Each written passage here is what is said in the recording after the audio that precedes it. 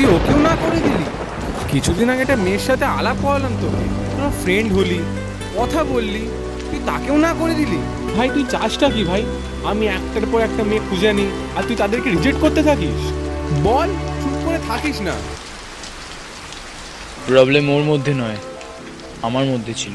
C is the only one whom I lost. Wait, by any chance তুই কি রিমির কথা? ভাই ভুলে যা ওকে, মুভ অন করে নে প্লিজ। তোকে আমি এরভাবে দেখতে পারছি না। Move on? हाले दिल मेरा पूछो ना सनम,